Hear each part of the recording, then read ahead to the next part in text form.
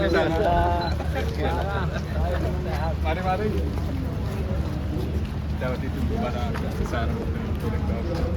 Ya, makasih ya Mas.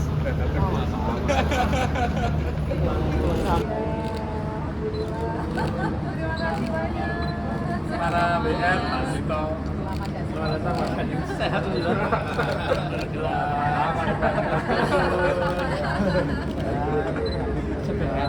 Aduh nun.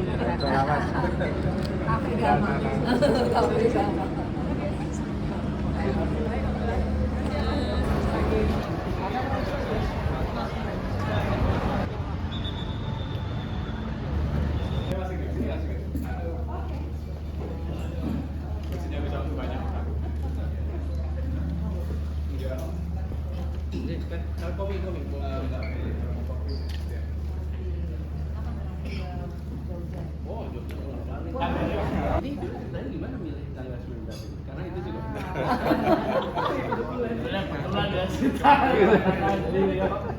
ya bagian dari rakyat dia.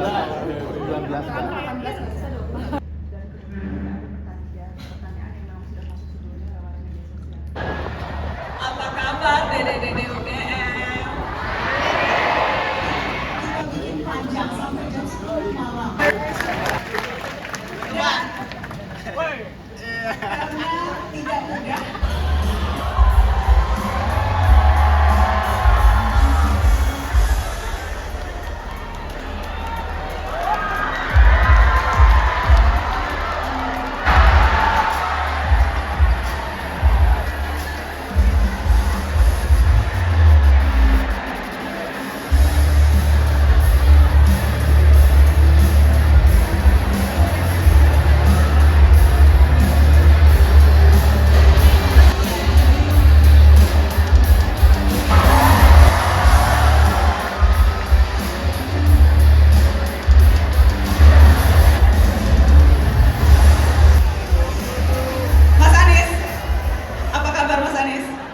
alhamdulillah baik, sangat terima kasih. Sehat-sehat Mas? Sehat, baik. Senang sekali bisa kembali ke UGM. Pulang kampus Mas Anies? Pulang kampus. Dan saya senang sekali tadi baca tulisannya. Najwa Shihab UGM. Sudah diklaim ya? Aku udah pakai baju ala-ala jaket alma mater nih. Mohon maaf anak-anak UI, tapi aku nomor 1 UI, nomor 2 UGM kok di hatiku. Mohon maaf orang kuliah di UI. Kecuali kalau nanti dikasih honoris causa. Nggak mau, nggak terima Tapi honoris acara causa. besar di Geraha Sabah, kalau tidak salah terakhir adalah Mata Najwa di sini. Tahun? Tahun 2014. 2014, Mata Najwa dari Jogja untuk Bangsa. Rektor dan seluruh jajaran pimpinan Universitas Gadjah Mada yang saya hormati, teman-teman mahasiswa dan seluruh hadirin. Saya merasa mendapat kehormatan untuk berada di sini menyampaikan gagasan terkait dengan amanah yang sedang diembankan kepada kami. Indonesia adalah sebuah negara dengan penuh potensi. Dan ketika kita memilih untuk merdeka dan mandiri, kita memiliki cita-cita, kita memiliki janji dan tujuan. Apa itu? Pra kemerdekaan, kita hidup dalam kolonialisme dari perubahan. Apa terjemahannya? Akses pada fasilitas dasar setara. Pertama, kesehatan. Kita menginginkan agar akses kepada kesehatan dari mulai ibu mengandung, bayi dalam kandungan, sampai dengan ketika mereka aktif, termasuk perlindungan, coverage atas atau jaminan kesehatannya. Yang kedua, pendidikan. Pendidikan adalah bekal. Itu artinya apa? Banyak anak-anak kita yang tersingkir, tidak bisa mendapatkan pendidikan minimal hingga pendidikan menengah. Lalu pendidikan tinggi. Pendidikan tinggi harus menjadi institusi yang bisa diakses oleh anak siapa saja. Akhirnya ketika mereka dikirim ke kota-kota utama di Indonesia, mereka nggak pernah kembali lagi. Mereka tidak kembali ke kampung halamannya. Hijrah ke Jogja, hijrah ke Jakarta, hijrah ke Bandung, ke Malang, Surabaya, tidak kembali. Kita menginginkan agar kesempatan pendidikan ada di mana saja, lalu mesin penggerak perekonomian yang memungkinkan harus diperangi secara tuntas karena mereka lah sumber masalah yang benar. Apa yang terjadi? Di ujung kita menginginkan agar biaya kebutuhan pokok lebih menurun, lebih murah. Di sisi lain, kesejahteraan dari para petani lebih tinggi. Pakai indikator sederhana, petani bisa menabung, titik. Selama petani tidak bisa menabung, maka biaya operasinya, biaya produksinya tidak sebanding dengan pendapatannya. Yang kelima, penegakan hukum maju. Tetapi selama rule of law, kepastian hukum, penegakan hukum tidak menjadi prioritas, maka yang terjadi adalah tata kelola pemerintahan tidak berjalan dengan baik. Praktek korupsi masif di mana-mana. Dan yang kita saksikan adalah aparat yang seharusnya menegakkan hukum melakukan tindakan-tindakan yang tidak setara. Mereka yang kuat tak tersentuh, mereka yang lemah tersentuh. Mereka yang kawan tak tersentuh, mereka yang lawan disentuh terus. Dan ini harus diubah. Pemberantasan korupsi menjadi prioritas penting, penegakan hukum yang adil menjadi prioritas, dan membuat pengadilan kita menjadi pengadilan yang kredibel, itu prioritas kita. Ini adalah aspek yang membuat Indonesia kita bisa take off. Bila kita perhatikan ini, kebutuhan pokok, kesehatan, pendidikan, lapangan pekerjaan, dan kepastian hukum ini kita tata dengan baik, insya Allah Indonesia akan menjadi negeri yang lebih baik. Kita akan maju dalam keadilan. Kenapa kata keadilan itu penting, Bapak sekalian? Karena kita selama ini sudah melakukan pembangunan, bukan setahun 2 tahun, lebih dari 7 dekade. Tetapi yang menerima manfaat masih sebagian. Tanggung jawab kita adalah memasukkan unsur keadilan di dalam seluruh pengambilan kebijakan. Kami pernah lakukan di Jakarta, termasuk pengambilan kebijakan soal pertamanan, kebijakan terkait jalan raya, kebijakan terkait sekolah, kebijakan terkait kesehatan. Faktor keadilan dimasukkan. Dan ketika faktor keadilan dimasukkan, apa yang terjadi? Yang merasakan manfaatnya menjadi jauh lebih luas. Mereka yang selama ini tidak dapat manfaat, kemudian mendapatkan manfaat. Republik ini didirikan bukan sekedar untuk meningkatkan kesejahteraan. Republik ini didirikan untuk menghadirkan keadilan sosial bagi seluruh rakyat Indonesia. Itu kalimat terpenting. Sektor mikro ini mayoritas informal. Yang kedua, mereform aturan-aturan terkait pembiayaan supaya mereka punya akses pada permodalan. Dengan ada itu, maka mereka bisa mengakses pasar. Saya beri contoh di Jakarta. Di Jakarta ini banyak sekali yang usaha rumahan itu tidak bisa mengakses pasar online. Baik, silakan Mas Anies.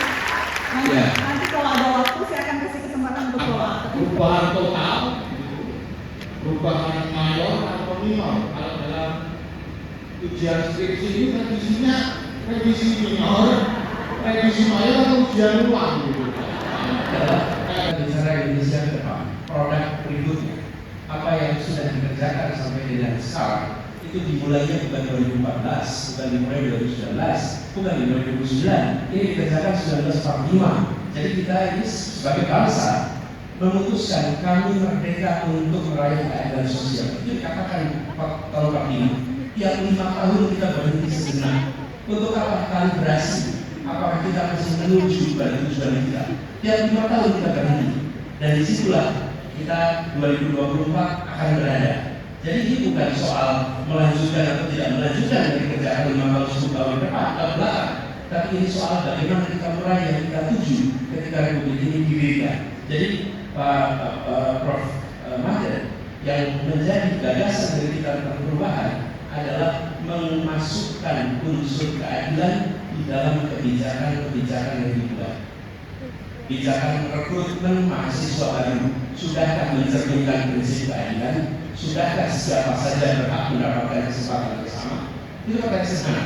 Kalau belum, koreksi. Pembangunan infrastruktur, sudahkah pembangunan infrastruktur memberikan manfaat yang setara bagi semua? Saya contoh konkret. banyak bertanya tentang jalan tol. Pertanyaan yang muncul tentang jalan tol, coba saya ilustrasi. Jalan tol sekarang dibangun, lebarnya itu 80 meter. Dia membebaskan tanah rakyat, tanahnya dibeli. Lalu kemudian rakyatnya pindah. Pertanyaan, bolehkah rakyat menyertakan tanahnya di situ sehingga ketika tol itu nanti dibangun sampai kapanpun keuntungan dari jalan tol itu juga diterima oleh orang-orang yang punya tanah yang di atasnya dibangun jalan tol? Ini prinsip keadilan. Jadi bukan pada tidak dilanjutkannya, tapi dikerjakan dengan cara yang memberikan keadilan. Bila itu dikerjakan, Pak, apa yang terjadi? Rakyat yang terlewati jalan tol, dia bukan hanya menonton mobil-mobil orang Jakarta berlalu lalang, tapi mereka merasakan keuntungan dari kegiatan investasi di jalan tol. Karena jalan tol itu investasi swasta. Contoh seperti ini, Pak, di dalam semua aspek, sudahkah aspek pendidikan kesehatan itu mencerminkan prinsip keadilan?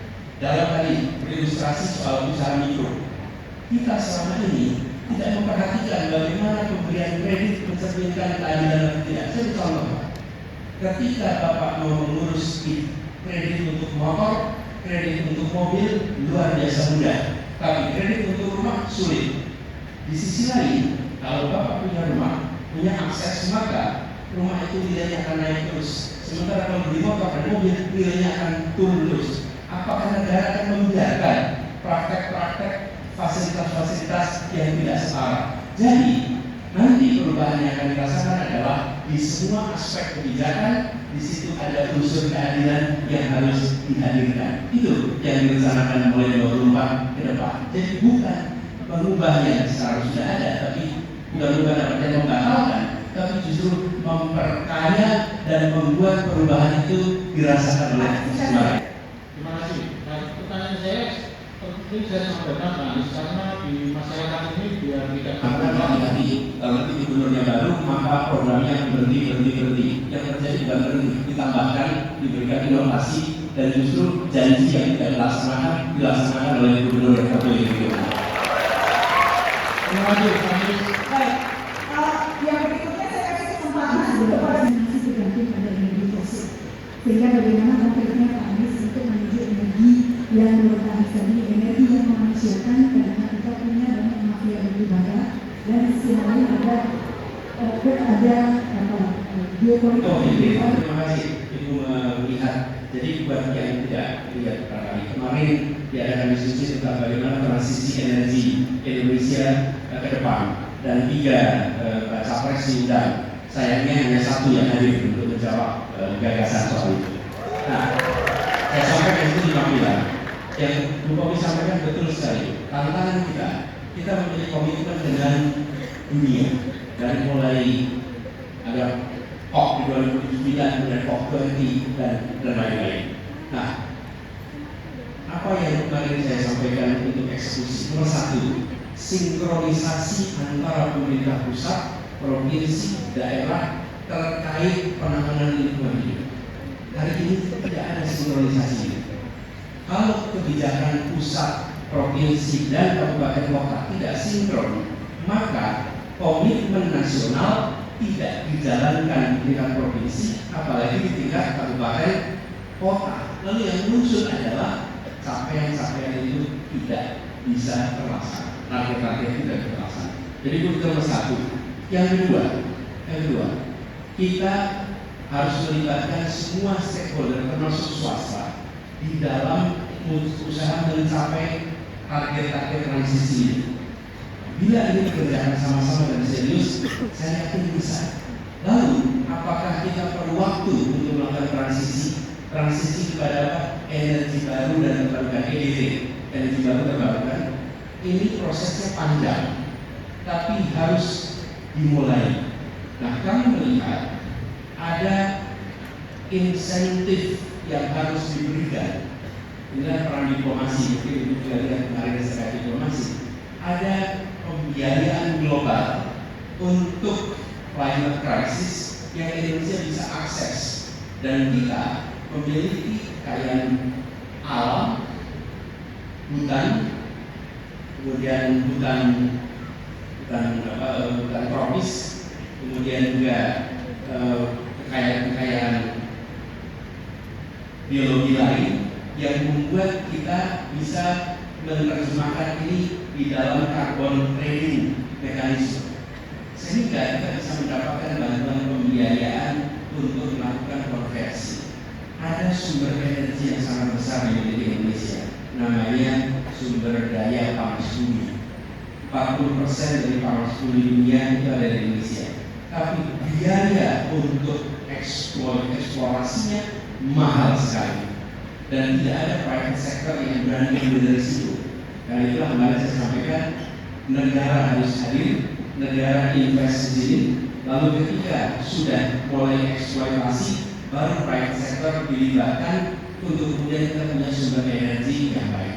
Jadi terkait dengan hari ini kita masih menggunakan fossil based energy, ini mau tidak mau akan bergeser, tapi tidak mungkin dikerjakan dalam waktu yang singkat. Jadi eksekusinya adalah sinkron, pusat, provinsi, daerah, libatkan negara, swasta, yang ketiga libatkan internasional, yang keempat alokasikan anggaran yang cukup dari negara untuk investasi awal bagi energi baru dan terbarukan. 4 hal itu. Terima kasih. Baik, terima kasih Mas Anies. Pak Soal, Arsya ada di mana? Silakan Arsya. Terima kasih banyak atas waktunya Mbak Nana. Selamat sore Pak Anies. Perkenalkan, nama saya Arsya. Saya adalah mahasiswi Departemen Politik dan Komunikasi Polri. Jadi karena saya adalah seorang mahasiswa, Pak, saya tuh tertarik dengan isu pendidikan tinggi yang Pak Anies bawa. Yang saya tangkap tadi dari makanan Pak Anies tuh untuk melawan komersialisasi pendidikan tinggi dan juga untuk menjamin adanya akses pendidikan tinggi, Pak Anies ingin menghadirkan negara di dalam mengatasi problem-problem ini. Pertanyaan saya, Pak, satu saja sih, cuma nanti ada tanya. Serealistis apa sih Pak gagasan untuk menghadirkan negara untuk mengatasi masalah akses pendidikan tinggi ketika kita itu berbicara mengenai pengadaan kendaraan Pak? Karena ini saya baca, karena dari gagasan-gagasan lain yang tadi saya sampaikan, saya mendapati ada satu karakteristik yang sama, yaitu gagasan-gagasan Bapak itu butuh uang yang tidak sedikit. Misalkan Pak, ada gagasan untuk intervensi negara dalam hal ibu hamil dan juga anak di mana negara mendampingi pada saat itu. Ada juga mengenai akses kesehatan murah, ada juga mengenai pengadaan bangku sekolah dasar agar tidak berbentuk piramida merucut ke atas. Ada juga tentang tadi insentif pada bank-bank swasta agar UMKM itu bisa terdorong. Baik, boleh dipersingkat Arsya, saya kasih kesempatan mahasiswa lain. Baik, kekhawatiran saya sebagai mahasiswa Pak, kita ini takutnya nanti jadi lupa Pak dengan aspek-aspek penting yang perlu dipertimbangkan karena kita terlalu fokus dan kita terlalu asyik berbicara hanya di tataran ide dan gagasan. Terima kasih banyak. Terima kasih Arsya. Dan kedua, untuk pendidikan jangan dipandang sebagai cost. Kalau itu dipandang sebagai cost, maka kita akan selalu bicara bagaimana menghasilkan. Pandang ini sebagai investasi. Begitu dipandang sebagai investasi, maka kita pikirkan apa kembaliannya besok. Dan ketika kita investasi dengan program posyandu yang masif di seluruh Indonesia, memastikan bahwa dari mulai ibu hamil itu ada pasokan nutrisi yang sehat, maka itu investasi, karena besok kita akan ketemu anak-anak yang tidak stunting, anak-anak yang okoknya kuat, anak-anak yang otaknya kuat, yang kemudian mereka bisa menjadi mahasiswa yang baik di kemudian hari. Ini return-nya berpuluh tahun. Kebanyakan kita yang berada dalam politik ingin mengerjakan yang 5 tahun lagi bisa difoto dan dipaparkan menjelang pemilu berikut. Sudah saatnya kita mengubah kebijakan-kebijakan dibuat untuk membangun manusia dan bangsa kita menjadi maju dalam jangka panjang. Itu investasi. Itulah sebabnya mengapa saya katakan tadi, hal-hal yang dasar biayanya besar, tapi ini adalah investasi yang nantinya kita akan ambil buahnya. Mengapa kita mau keluarkan uang begitu banyak membangun jalan tol, membangun jembatan, membangun airport? Karena kita tahu ini investasi yang akan menggerakkan perekonomian. Seperti juga ketika kita membangun sekolah, bangku yang cukup, Ketika kita bentuknya piramida, nggak rasa tegakah kita bilang pada ibu yang tempatnya di pelosok sana, Bu, anak ibu lahir, tapi kami bisa pastikan anak ibu nggak mungkin dapat SMA karena nggak ada SMA di tempat ini. Tega kita katakan itu dari dia? Nggak mungkin. Kita harus bisa bangun sekolah di tempat itu. Jadi memang itu perlu biaya, tapi kita ingat biaya yang atau pengeluaran yang dikeluarkan itu mencerminkan prioritas. Kalau kita lihat APBN kita dalam waktu 15 tahun terakhir ini mengalami lonjakan yang cukup tinggi, tapi kebanyakan dari biaya itu justru dikeluarkan untuk biaya yang sifatnya operasional.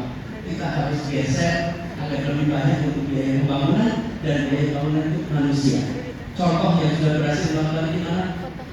Semua negara maju di Asia, mereka maju karena investasi pada kualitas manusia sejak dulu. Korea Selatan, Cina, Jepang, Singapura, Taiwan, mereka sudah mengerjakan berat di awal, tapi sekarang mereka merasakan buahnya bahwa mereka memiliki kualitas manusia yang baik. Komitmen itu harus ada, dan itu dari mana? Dari negara. Mas Anies, izinkan saya untuk Sekarang ini bisa. Dan menurut saya mampu. Hanya soal kita mau mengerjakan atau tidak. Kami mengerjakan di Jakarta. Di Jakarta itu tidak masuk dalam janji. Waktu kampanye ada janji ini. Tapi apa yang terjadi? Saya menyaksikan anak-anak yang bukan dari keluarga miskin. Kalau keluarga miskin ada programnya. Problem utama yang kita itu adalah mereka yang sedikit di atas miskin. Mereka yang orang tuanya PMP plus minus PMP itu mereka yang tidak bisa mendapatkan biaya. Kalau yang miskin sekalian banyak bantuannya dan ada dapodik, ada data bantuan sosial. Mereka yang sangat miskin dan miskin dapat. Problem kita apa? Memikirkan yang miskin saja, yang di tengah-tengah nggak ada yang bantuin. Dan yang di tengah-tengah ini adalah perubahan. Satu contoh, Jakarta saja sebagai provinsi, kami mereka yang statusnya orang tuanya UMP plus minus 10%. Jadi gaji berapa 10%? Mereka itu mendapatkan bantuan beasiswa dari pemerintah DKI 9 juta rupiah per semester, dan itu diberikan pada 14.000 mahasiswa dan kuliah di mana saja. Syaratnya diterima di perguruan tinggi negeri. Jadi kalau pemerintah kota saja itu bisa memberikan, saya yakin bila ada kemauan politik maka kita akan bisa berikan alokasi yang cukup sehingga kampus-kampus bisa menjadi rumah belajar bagi mereka yang berasal dari keluarga di tanah ini, bukan hanya di bawah dan di atas. Baik, terima kasih Mas Anies. Saya akan kasih kesempatan ketua untuk Di lapangan ini saya kelas 1 SD dan bermain sepak bola pertama kali di lapangan terbuka namanya lapangan STO. Pada waktu itu saya kelas 1 SD, sekolahnya di Skip. Pada tahun 89 saya berada di lapangan ini, namanya lapangan Pancasila. Menjadi mahasiswa Universitas Gadjah Mada, universitas yang saya impikan sejak saya SD ketika main di lapangan ini. Tahun 91 saya menjadi ketua panitia ospek untuk mahasiswa baru. Saat itu saya tahun kedua dan saya menyambut adik-adik mahasiswa baru yang kuliah di sini. Di tahun 92 saya berbicara kepada adik-adik mahasiswa baru, menyampaikan kepada mereka bagaimana menjadi mahasiswa di Gadjah Mada. Saat itu saya ketua senat mahasiswa UGM. 2015-2016 saya kembali ke sini, bertemu dengan di tempat ini lagi dengan mahasiswa baru, menceritakan tentang bagaimana masa depan. Dan hari ini 19 September 2023, anak yang waktu itu umur 7 tahun main sepak bola di lapangan Pancasila sekarang berada di sini, diminta menukar gagasan tentang Indonesia ke depan untuk 275 juta penduduk Indonesia. Anies, ingatlah apa yang dikatakan oleh ibumu ketika dia mengantarkanmu masuk sekolah SD umur 7 tahun. Pada saat itu pesankan, kerja keras, rajin, dan ketika masuk kuliah ibumu pesan, Anies, yang kita miliki cuma nama baik, jaga nama itu baik-baik.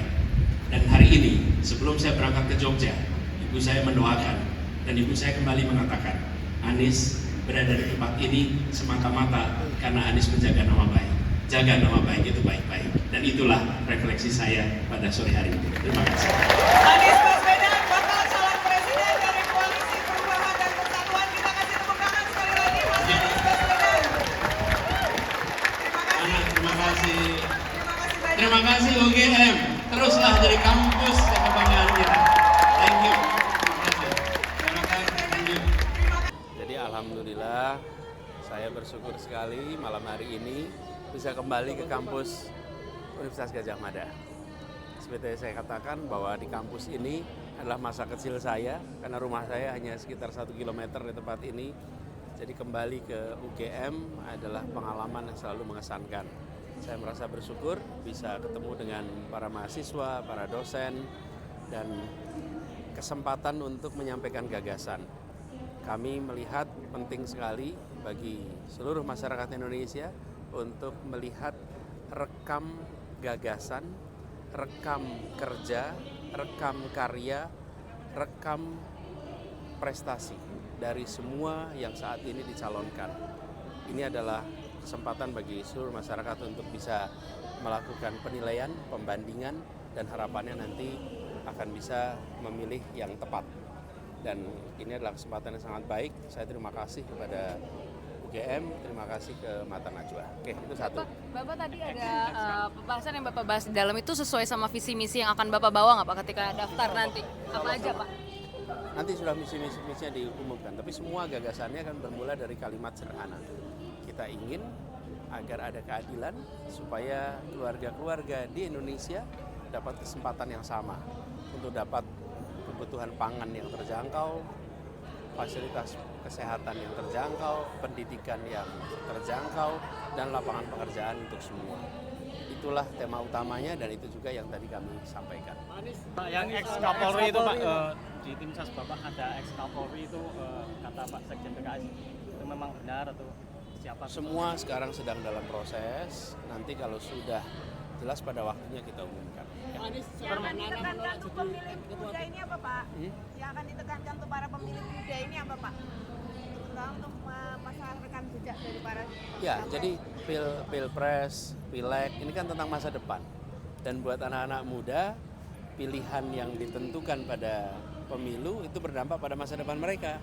Karena itulah kenapa saya sampaikan tadi, bukan hanya melihat visinya, misinya, karena visi dan misi itu tentang masa depan, tapi lihat juga rekam gagasan, rekam kerja, rekam karya, rekam prestasi, rekam capaian. Dari situ nanti teman-teman muda bisa membandingkan dan memilih. Bapak, Mbak Nana ini masuk ke dalam radar kapten timnas? Enggak? Cukup. Ada bocoran siapa Pak? Cukup. Siapa kira-kira? Udah ada nama yang mungkin? Sedang dalam proses semuanya, tapi ini adalah tim, bukan satu orang. Inilah tim, karena itulah kita susun semuanya sehingga nanti bisa berbagi peran dengan baik. Pak, Bonbin di Surabaya dihack dengan menampilkan foto Bapak dan Cak Imin, apakah ada tanggapan soal ini? Apa? IG Bonbin di IG Surabaya, Bonbin. kebun binatang di Surabaya dihack dan menampilkan foto Bapak dan Cak Imin terkait. Kalau dengar Bonbin di UGM itu saya rasa warung Kantin Bonbin ya? di sini, kantin Bonbin. Tanggapannya Pak terkait hal ini, apakah ada pihak-pihak tertentu yang sengaja emang? Saya malah baru tahu. Tapi kita ingin suasana pemilu ini sehat. Jadi bagi semua pihak bantu supaya suasananya tenang, teduh, dan jangan melakukan kegiatan seperti itu. DDoS dan lain-lain itu merepotkan semua. Oke, ya, cukup ya. Pak. Makasih. Cak Imin sudah ngurus SKCK, kalau Pak Anies gimana Pak? Pada waktunya saya harus. Oke. Administrasi udah berapa persen Pak? Begitu mau ke polisi saya lapor. Ya. Oke, siap. Pak, Rencana mau mendaftarkan tanggal berapa Pak? Katanya mau hari pertama Pak? Ya, mudah-mudahan begitu dibuka kita daftar. Langsung berarti ya Pak ya? Insya Allah. akan jadi pendaftar pertama itu Pak? Insya Allah. Kapan sih dibukanya? November ya Pak? Ya orang November ke Oh, berarti udah siap ini Pak? Wes lah. Berarti harapannya nomornya juga satu gitu ya Pak? Satu atau gimana gitu? Nomor urut ada nomor kita lihat saja. Nggak ada bedanya. Oke, cukup. Cukup. Terima kasih.